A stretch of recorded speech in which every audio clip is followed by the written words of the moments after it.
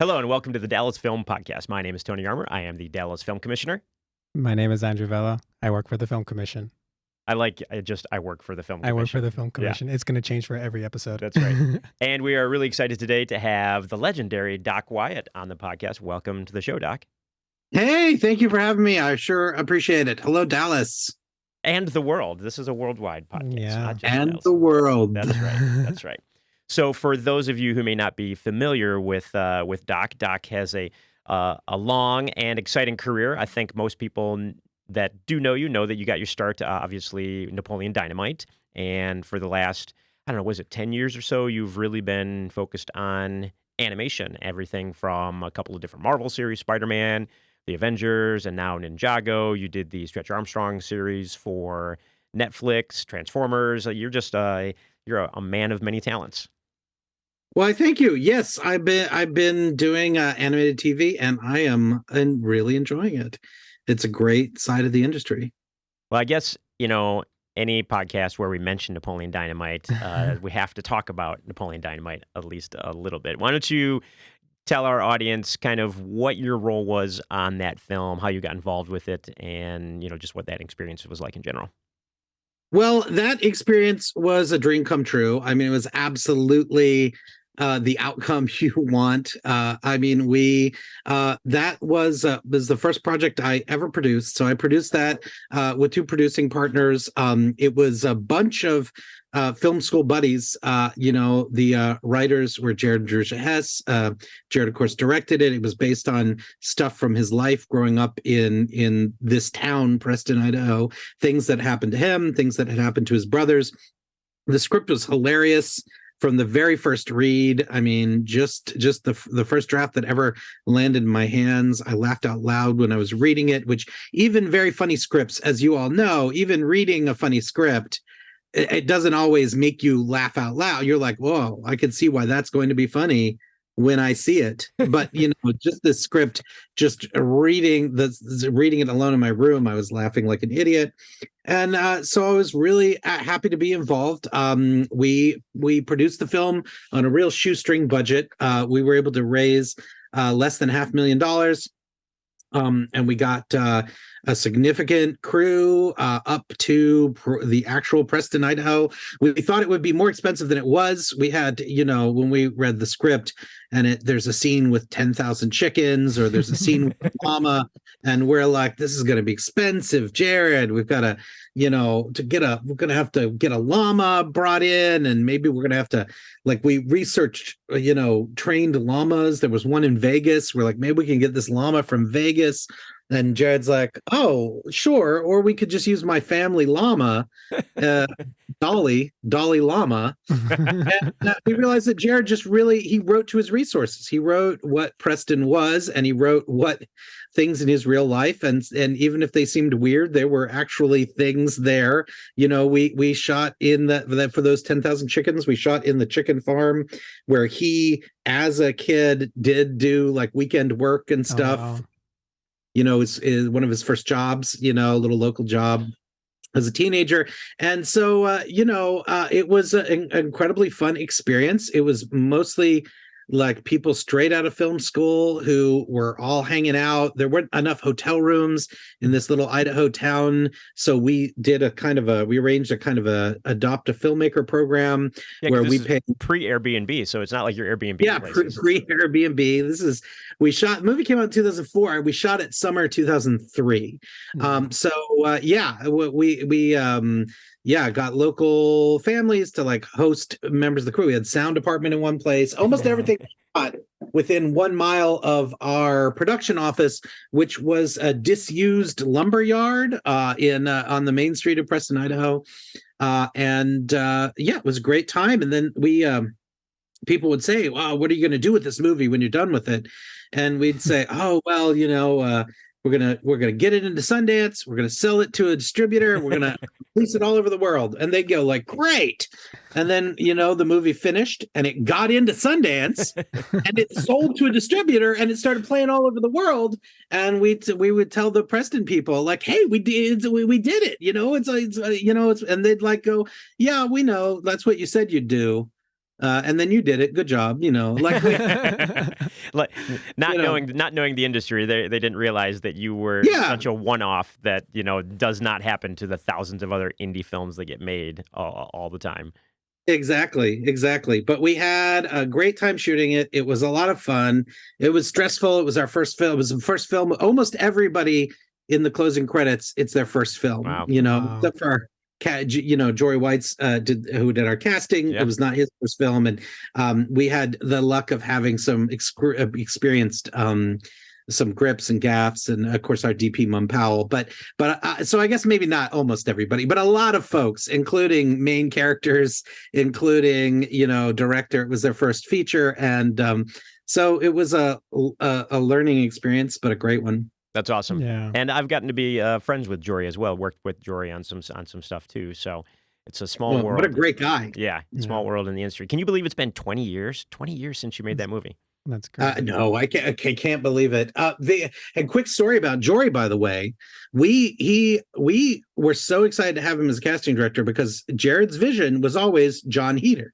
Jared and John went to film school together, and John was had played the analog character in a short. Like Jared's done a short called Peluca, and John Heder played the character Seth, who was basically the Napoleon Dynamite of Peluca, right? It was kind of a test for the feature in a way. It got into Slam Dance, and so Jared always was like, John's the guy. But we needed to cast every other role in the movie, and so the first casting director we got in front of, and it was hard to get casting directors' attention because the budget was so low. I mean, a lot of really micro budget movies like that will just cast. I mean, they don't necessarily have casting directors, or you'll name a friend and the friend is now the casting director. Mhm. But we had really hoped to get a working professional casting director. But we had yet to meet Jory, and there was somebody we got in the hands of, and we were so excited because this was a person who was an established Hollywood casting director. They were going to help elevate our little project that was filled with recent film school graduates. And they said they looked at the script, they watched Peluca, the short, and they said, listen, hilarious script, going to be an amazing movie, going to be an audience choice winner, going to be wonderful. Only problem, happy to help you with it, ready to come on board and be your casting director. Only problem, no way we can cast this John Heder kid. Everyone's going to hate him. It'll never work. It'll never work, And it was... and we were like, what you don't want John, like, what would we do? And he's like, well, I tell you what, I'm close personal friends with Jake Gyllenhaal. And I think my gosh. Jake Gyllenhaal for Napoleon How Dynamite. crazy different this movie would have been if Jake Gyllenhaal was the lead. Can you even imagine? All love gosh. Jake Gyllenhaal. Like, I just can't imagine him as Napoleon. But and of course, it was untenable. It was. It was always going to be John. There was never any question. But this guy was absolutely flabbergasted when we passed. This is a pretty big casting director, Right. and he was coming down from the mountain to do a movie for less than $500,000 with a budget of less than $500,000. And when we called back and said, sorry, we're going a different direction, I mean, he literally couldn't believe that was our decision. It was like, he made it be him or John Heder. We chose John Heder, and he could not process that. I think it turned out well for you. And he was probably thinking in his head, these guys are going to fail so badly. I'm just going to sit back and watch this thing implode and self-destruct. And then, fast forward a year later, it'd be like, slow clap, start the slow clap. I'm the one that made this get into Sundance. Oh, that's amazing. That's well, crazy. I think, Doc, you and I met, I think, in 2010. So Napoleon came out 2004, right? And then 2010 Sunscreen Film Festival, you and Sean Covell, who produced film with you, came to Sunscreen Film Festival in St. Pete. And I think that's where we first got acquainted. Yeah, that was an amazing film festival. Yeah, we were traveling with a movie called Broken Hill, which is a little $3 million independent film we shot in on location in the Australian outback, which was a crazy, wonderful experience. But with a Australian actor named Luke Arnold, who went on to be play Long John Silver in Black Sails, the TV show on Stars for many seasons, and then and Alexa Vega, the American actress Alexa Vega, who was started in the Spy Kids movies as the little girl in the Spy Kids movies, but who's done a lot of other things. And yeah, it was gosh, Sunscreen was amazing. I can't believe it was that long ago. That was only year 5, and because you and Sean and Alexa were all at the festival. We also had Ralph Winter was there that year. John Travolta, Patrick Wilson that year. It's almost like I don't even know if we've been able to match. Sounds like a good year. It was a good year. That like year 5 was. Billy D. Williams was there. Billy D. Williams, like it was a stupid good year, and we're going into year 19 this year. It's hard to believe it's been that long. Congratulations, man! Congratulations, Doc. I have a question for you. So yes. Before Napoleon, what were you doing that led up to that opportunity for you? Because I want to ask you about the transition to the animated films you've worked on and TV shows. Sure. But before that, like, how did you even get to Napoleon? Well, I mean, film school is the only answer. I graduated film school in 2002. We made Napoleon in 2003. Like we went to grad school at the University of Southern California, which is where I met Sean Covell, who Tony just mentioned, my producing partner, Napoleon, and on several other movies. And, we just, Sean and I, a lot of people sort of graduate film school and they go on to be assistants at important desks at CAA or at management firms. That's how they sort of build their career, or with producers, and they shadow other producers and they sort of build their career that way. And it just wasn't the route. I'm just sort of not awesome at the kind of detail orientation it takes to be a real spot on assistant that moves up in the world. And so it just never seemed like the right path for me. So we just wanted to just make our own movies. And so we went out and tried to find scripts, tried to raise money, and make, even if it was a shoestring, even if it was for dime, like make some actual films and cut into the industry that way. And so that's what we did. I mean, at the time, in terms of professional experience, before I named Napoleon, I had produced and directed a couple of low budget commercials. And I had, during film school, I had a few different menial Hollywood jobs. Like I ran scripts for, there's a boutique, a tiny boutique talent agency called Paul Kohner. Paul Kohner was once the Wizard of Sunset Strip, but there's still the firm that he founded is still practicing. And I was like I ran scripts to our clients, and did I would drop off at the time to submit actors for roles. What we would have to do is there'd be these huge filing cabinets with headshots and resumes stapled to them. And then we would get a list from each agent of which actors they wanted to put up for which roles. And we'd have to go to the filing cabinets and pull the packet, then put the packet together and then deliver it wherever it needed to go. So there was this kind of giant book that was a map of LA called the Thomas Guide, because there was no Google Maps or anything. This was back in 2002 or something. And so we'd get out the Thomas Guide and we have to look up where to go, and then we'd have to pass off these packets, and then hopefully our clients would get called in for auditions. And then when they got called in for auditions, we'd have to take the scripts, drive them up. They all lived in bungalows of other people's houses. All our clients lived in like bungalows on someone else's property. Sounds like Hollywood California. Hills. Very LA. But it's so funny. Very It sounds like we're talking about the Middle Ages when it's only 20 years ago. It's not that long ago. Back when the streets all up in there, by the way, they have it. The Hollywood Hills, it's still the same today. It's like traveling in out of the way mountain villages in Italy. Like there's less than one lane wide, and for traffic in both directions. And I mean, it was like these roads were paved, I think, in the 19-teens, and they're still the roads they use up there. I mean, it's wild. Right. So as Napoleon is like doing super well and it's in Sundance and it's doing everything you said you were going to make it do, what were your expectations, or what were you thinking about as that was happening? Like, I imagine you were thinking, okay, what am I going to do next that's going to elevate to this level? Well, I had the good fortune already of having my next project sort of already lined up while we were in post on Napoleon.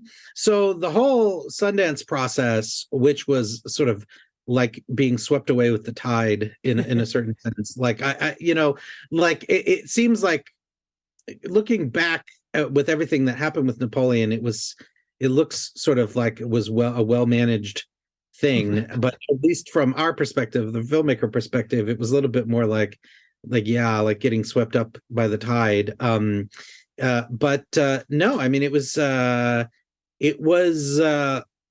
we you take what's called a victory lap when something like that happens. Like you have a success at a festival, you win an award, or you get a good distribution deal at a festival, and you get invited to a lot of lunches and a lot of meetings, generals. You take a lot of general meetings. And just people want to get to know you, know who you are, and so that was exciting coming out of that.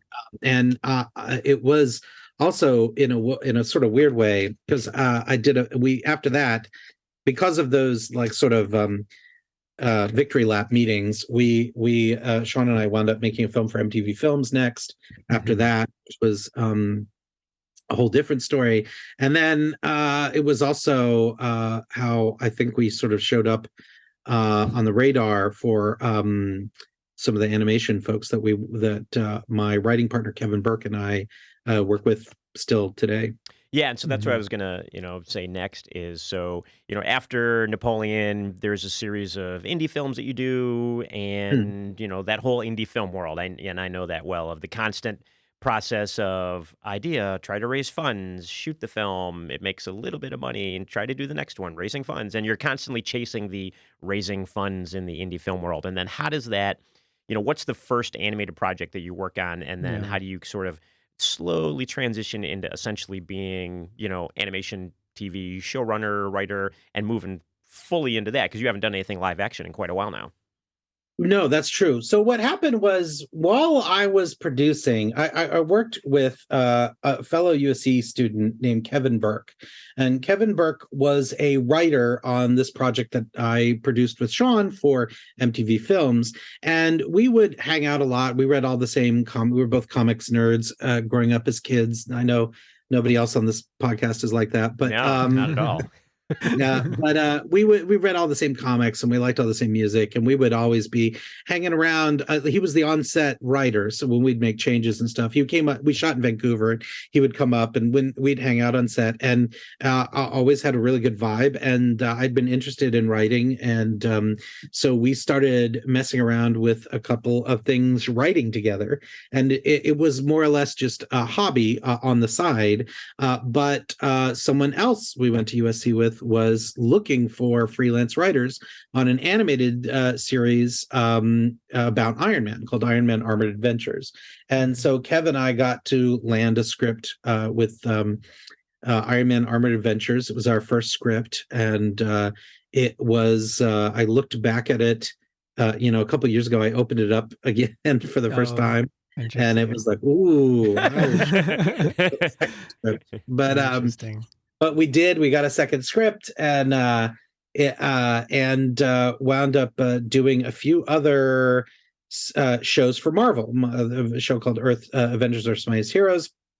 But this was before the acquisition of Marvel by Disney. And so this was, when we were writing on Iron Man, I had people asking me, who's Iron Man? Yeah. I was like, are you serious?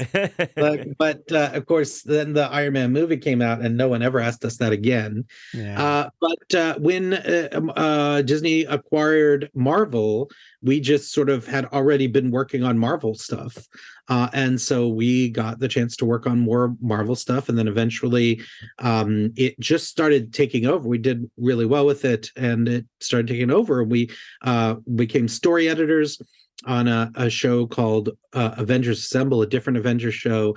That story editor is different in animation than live action. Story editor is kind of like a senior writer, a head writer kind of position. I know that in live action, it's sort of a middle of TV, it's sort of a middle of the pack staff writer, but it is sort of different in animation. So we started story editing there, and then we created our own series around a Hasbro toy line from the 70s called Stretch Armstrong, and we got to show run that series. So that's how we became showrunners, and that's and then we've done a few shows as showrunners since then.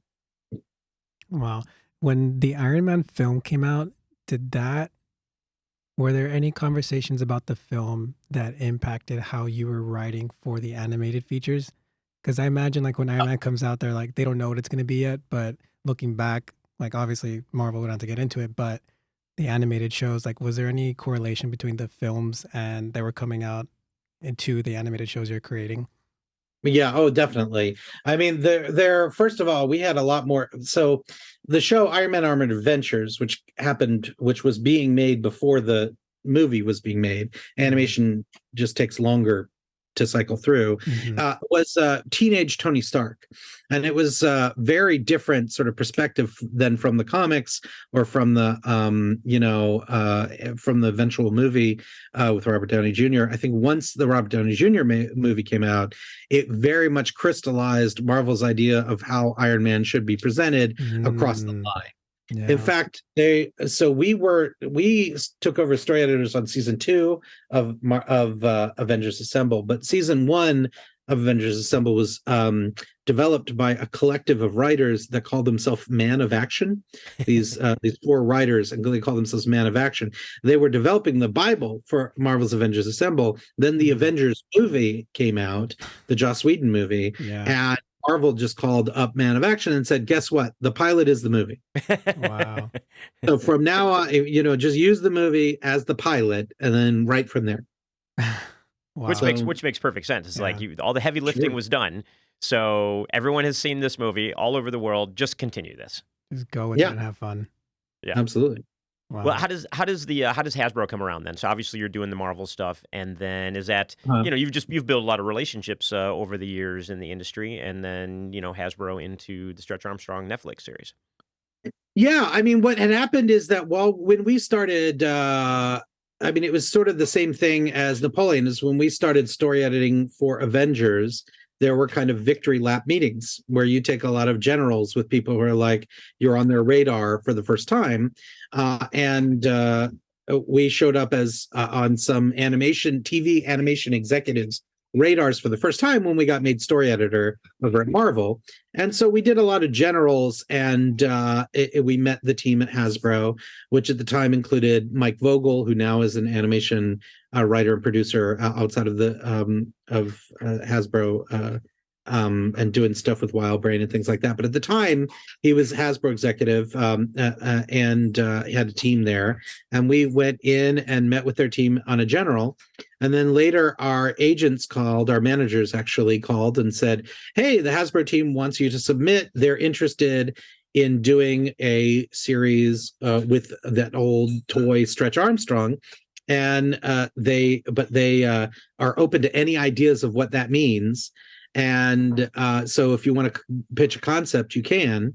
And so we who have been doing a lot of teen superhero stuff, we wanted to do a teen superheroes take, like that toy, if you're familiar with it, was just a wrestler in spandex, and then you can pull him really far. He looked like Hulk Hogan, like a little Hogan-esque, kind of thing. Just Yeah, exactly. He evoked wrestling more than really he evoked anything else. Yeah. But so we assumed that they wanted some kind of a wrestling pitch, and we didn't know much about wrestling. So we just said, well, let's just pitch what we want to pitch, and if they don't buy it, they don't buy it. Like, you know what I mean?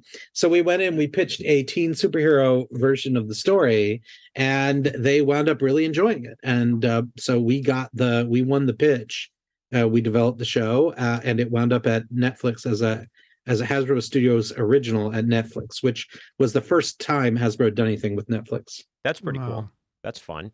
That's awesome. It was cool. Yeah, and so obviously, the timelines on animation are a lot longer than a feature film or even a TV series. So from if you're developing an animated show, any of the ones you've done over the years, how long does it really take when you're developing the story? You're writing the scripts, then the animation has to happen, because the animation obviously is the longest part. Are all the scripts for a season finished before they start, or are you, they're starting to animate the first, few episodes while you're continuing to work on the season? Give us just a little bit of a background on the animation timeline, how all that works. Yeah, it's a rolling schedule. It's usually about 18 months from script to screen. anywhere from 18 months to 2 years. But when you start a season, you start the scripts, and then by the time you have a production draft of a script, the animation studio starts the process of animating it, like the storyboards, the animatics, the character designs, while you're developing the next stage, like the next script, and then you roll like that. So it starts to overlap to where, like, by the time you're on, say, the fifth script, you're looking at the first animatic, Right. So we're noting our animatics and doing our voice records as we go. But no, we're never able to finish a whole season before they can start. It would just take. Yeah, it would take way too long. Mhm. Yeah. Yeah, way too long. Interesting. As it is, 18 months is, we react to things. So, like a live action TV show can change something, and a few weeks later, those changes are on the screen. Right. Like we're adjusting. Well, there's basically, in practical terms, no way to really adjust. We're committed. Mhm. About 2 years before you see it, you've already, we've already decided what you're going to see. Yeah. I wonder if, since we were having a slight AI discussion earlier, where does animation, fall into the AI world as we move forward here? How does that affect it? And everybody talks about, actors replacing actors and things like that. Well, the real easy part is, well, I shouldn't say easy, but animation, as far as AI goes. Yeah, curious what your thoughts are on animation. Or it is something that people are spending a lot of time in our industry talking and thinking about. I mean, in practical terms, I've seen AI driven animation on YouTube and stuff. But in practical terms, I'm not aware of any studio I've worked with that has implemented even AI augmented effects or anything else yet. But it is certainly a conversation that everyone is having. There's a certain sense that there's an inevitability to it, Mm-hmm. and that that has actors worried. Sorry, I say actors, and everyone in the industry worried, because it's they're worried that it's going to come for jobs, that it's going to replace people, that it's going to decrease that it'll increase the volume of the work but decrease the emotional value of the work. Yeah. So there's a lot of concerns, but so far it hasn't actually, the concern of it has touched our industry, but the practicality of it has yet to. Yeah, because you would really still need someone to be like, okay, this is a character. So, an artist still has to draw the character, design the character, make the character. Then does AI come in? It's like, okay, now I want AI to animate this character, but you still have to tell the AI what you want and what you want the action to be and what you want the motion to be and what you want everything to be. So it's not as it's not as simple as just like AI will do it. Well, a human being still has to tell it what to do and how you want it to look and everything. Which I do think the first generation, or the way that AI will first interact with TV animation, will be through AI assisted tools. Yeah. In the way that many, in terms of special effects on the feature side, there's special effects houses that are using AI augmented tools to create explosions, to create other, visual effects. I'm sure that that's how it'll first put its foot into the world of TV animation. But right now, everyone's expecting it to come any second, but it hasn't quite arrived. Yeah, I still think Skynet is years away before we get there. Yeah. Or not. Well, I think I saw that. What was Tony and you and I talked about this, the Marvel TV shows like the Cold War, Secret Invasion. Oh, the Secret Invasion one where I think their intro credits were created using AI, and they got a lot of backlash. Well, it was created to look like it was AI, but they still had human beings creating the opening credits. Gotcha. Okay, don't come at me, Marvel. As far as I know. Gotcha. I don't know if you know anything different about that, Doc, but yeah. But I have no information beyond what I read in Variety. Yeah, that's where I got my info too. Like whatever I saw in the trades, I will just believe it. Interesting. So, Doc, for someone wanting to break into this space, let's say they're fresh out of film school, or they just have this idea that they want to enter the space that you've entered into, animation, what tools would you say they should learn? What should they know about just breaking into this industry? this side of the industry? Well, I think that the biggest, in terms of TV animation, I think that prospective writers and producers and people who want to work in it, I think that their biggest mistake is often not drilling into their demographics enough.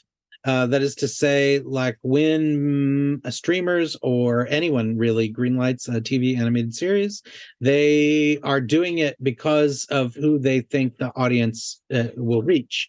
And so having a really well-defined audience and writing to that audience is important because there's different ways to write for 6-year-olds, for 10-year-olds, for adult animation, and they aren't necessarily even transferable skills.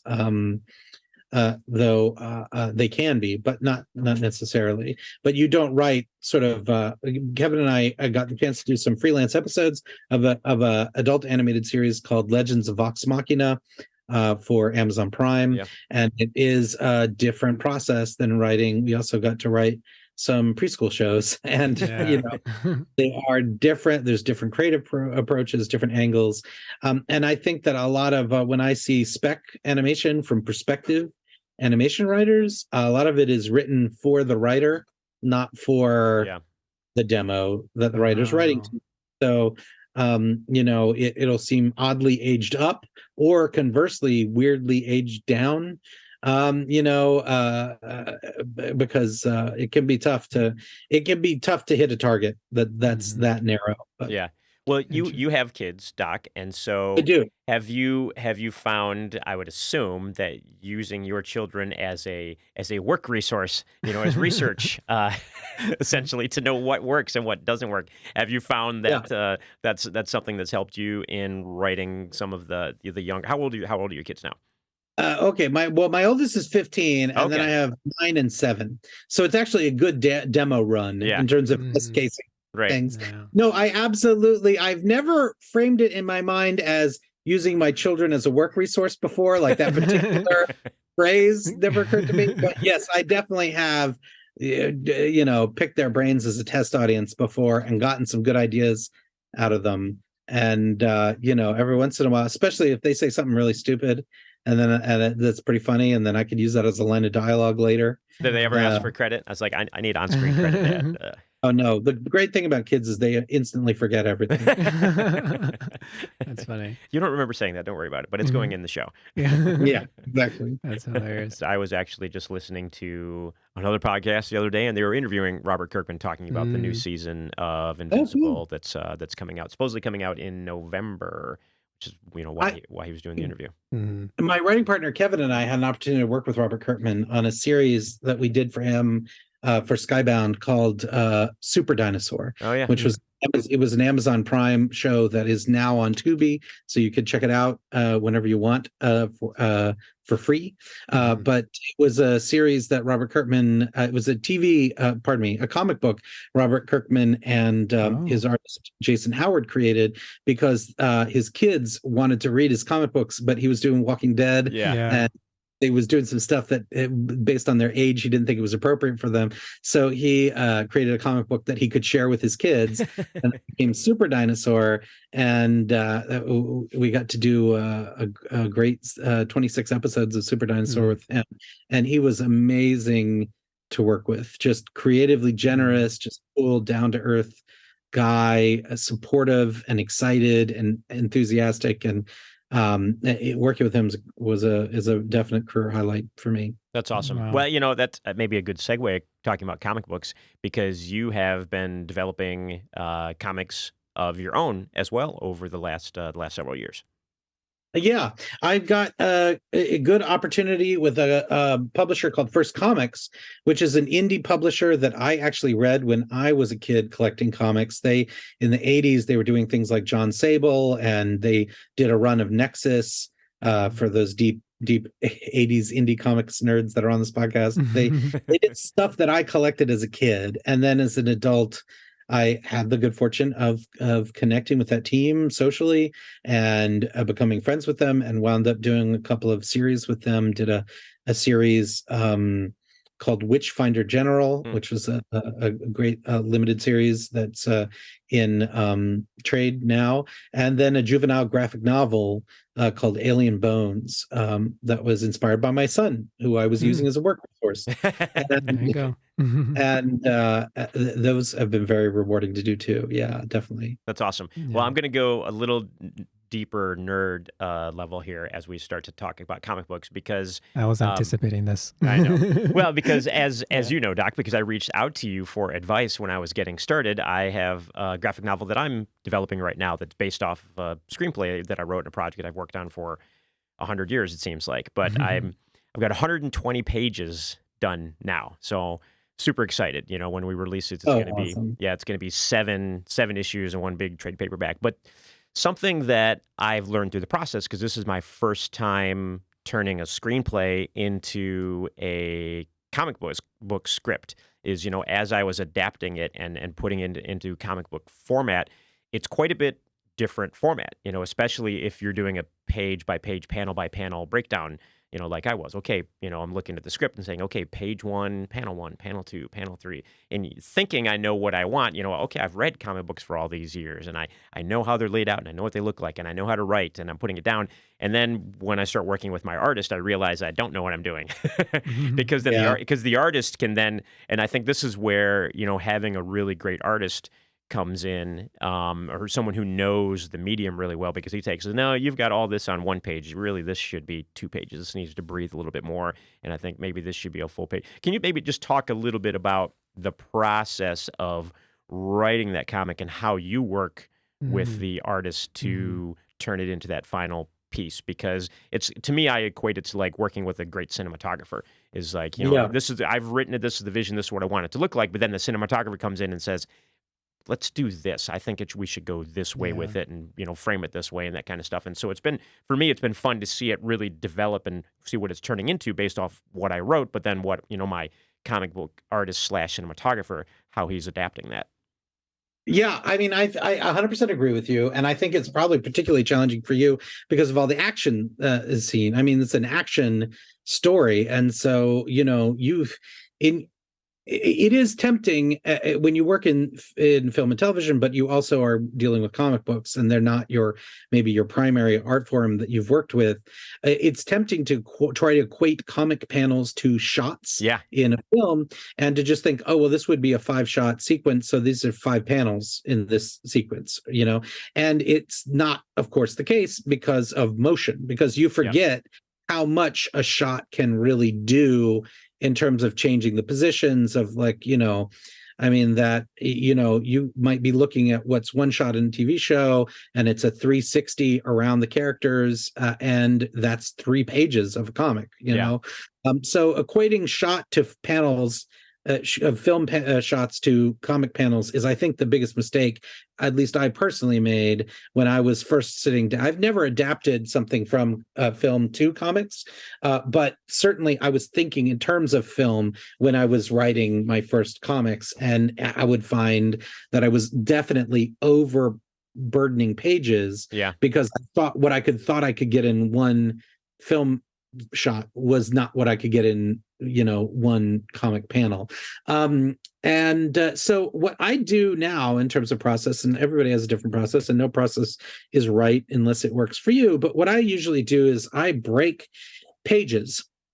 So when I like, if a publisher like First, or we've Kevin and I got to do a book with Dark Horse, when we'll turn in an outline, which is just the outline. Hmm. But then for me, when I'm scripting the pages, I'll take that outline and I'll break those paragraphs into how many pages each paragraph will take, like just broadly pages, right? And then when I go to write the page, I'll start to break down that paragraph into how many panels I think it'll take. And then I use that sort of panel outline as I write the script.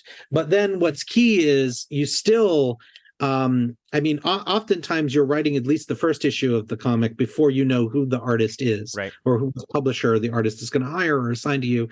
And so personal style also is a factor, because there are definitely artists who have really cool kind of cramped style, and they're going to get 9 panels on a page. And then you have other artists where 3 panels is their page average. It just stylistically the differences matter.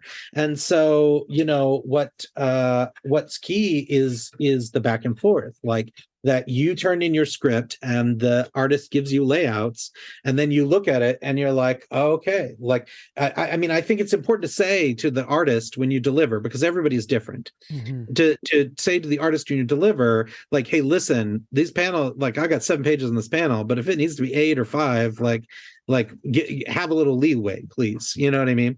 And then when you get the layouts, work with the layouts. Like, I mean, re-dialoguing, I find that I cut like 10% of my dialogue easy, just naturally when I see the layouts. Yeah. Like, there's just things that it's like, I don't know. I thought I would get better at it and that I would have less to cut as I moved along, but I never do. I always are like, I don't need that sentence. Like, this just, I'm always trying to shrink word balloons or, move things around. So I think that I guess with a lot of writing is in the rewriting, like that you're after you've seen the layouts and you're re-dialoguing all the panels, that's where you're really turning it from a story into a comic book story.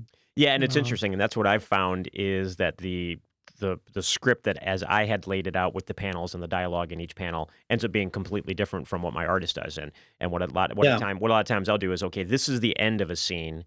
I'm going to take the last line of the scene and I start at the end and I work backwards with the dialogue. Because if I start at the beginning of the scene with the dialogue as I laid it out and then I get to the end, it doesn't make sense. Like some of the dialogue's not lining up correctly with where the panels are, with the characters that he necessarily drew on different things, and be like, okay, if I start at the end and I'll go backwards, I know this is the last line of the last piece of dialogue for this scene. This is the last panel. I'll start in this panel and I work backwards to get it to lay up, and adding different things like information in the captions or taking outlines of dialogue or cutting a line of dialogue into different panels. It ends up being completely different from the way it was on the page. Yeah, I've had that happen for sure. So looking at like where you've been in your career so far, Tony alluded to this earlier. You haven't done anything live action in a while. So is that something you're looking forward to doing in the future, or do you think you'll stick to animation for a while longer? I have a vague idea of doing some live action projects in the medium term future, but it is not something I'm currently working on. I am working on a series right now with Kevin called Ninjago Dragons Rising, and this is a multi-year story arc that we're doing for Lego. We just got back from Denmark, where Lego's based, doing awesome meetings about the future of the story of Ninjago, and I'm very excited and very sort of stuck into this world right now. So I'm going to keep my head down on Ninjago for the foreseeable future. Yeah, you've been doing it for a little while. Yeah, well, Kevin and I started just sort of freelancing some scripts for Ninjago while we were making other shows. But then got the opportunity when the showrunner was departing. We got the opportunity to kind of take over this new. It's called Ninjago Dragons Rising, and it's kind of like next generation sort of sequel series to the original Ninjago. We just dropped the first 10 episodes this last June. The next 10 episodes dropped earlier this month. Nice. And where our season 2 is coming out next year, and we're already looking beyond that. That's amazing. And what I almost said, what channel are they on? I guess showing my age. What channel is it on? Is it on NBC? Ninjago Dragons Rising is Netflix original. Netflix, right now. Yeah, that's what I thought, that there was the Netflix on Netflix. So, and how many seasons have you done so far overall? Well, we've only dropped 1 season. Okay. And we announced a 2nd season coming, and we have plans beyond that. It sounds like I'm gonna go watch this. Like a ton of fun. I would keep doing it too if I was doing my research in Denmark at the Lego headquarters. Yeah, no. Before we wrap up, crazy. How is it working with Lego? Because they're a privately owned company. It's not like public company or anything. Like that's got to be super cool to go to Lego headquarters. Like, how fun is that? In Denmark. It's amazing. Everyone on the team is amazing. Like they are a boiling pot of creative thought. Like when we did our meetings with the Creative Play Lab team in Billund, Denmark, and it's an international team, like from Denmark, from Greece, from France, from all over, and they just bring so many nonstop ideas. I mean, when you are hanging out and brainstorming with the creative play team, they don't have chairs in there. They just well, they do have stools, thankfully, because I sat on them. But like the creative playland team, like they just move around these standing desks with different like art supplies, and as you're talking to them, they're sketching like what you're talking about, and then like would it look like this, and they're putting it on the wall, and they're bringing different ideas, and they're like it's crazy. It's like standing so cool. in a tornado of creativity happening all around you, and feeling guilty because some of these ideas are going to wind up in your script and you're going to get writer credit. But the idea came from, Alex at the Creative Play Lab or somebody else at the Creative Play Lab. That's awesome. That sounds like a ton of fun. That's so cool. Well, Doc, thank you so much for taking the time to chat with us today, chat about your career and what you got going on next. Anything you'd like to say before we wrap up? Anything you want to pitch before we go? Ninjago, you said a little earlier this month. Anything else? Well, I'll tell you this. I have with a friend for on our sort of nights and weekends. We have been trying to get a little indie toy company going called Wandering Planet Toys. We got to do a line of toys based on a TV show I grew up with and loving. I grew up loving called The Prisoner. It was a British show from the 60s that I loved. We got to do the first ever official toy line of The Prisoner.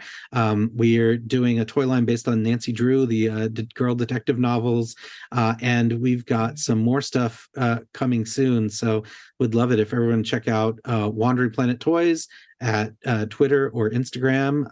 You can check us out at wanderingplanettoys.com and back indie toys. Awesome. Love it. A man of many talents, Doc.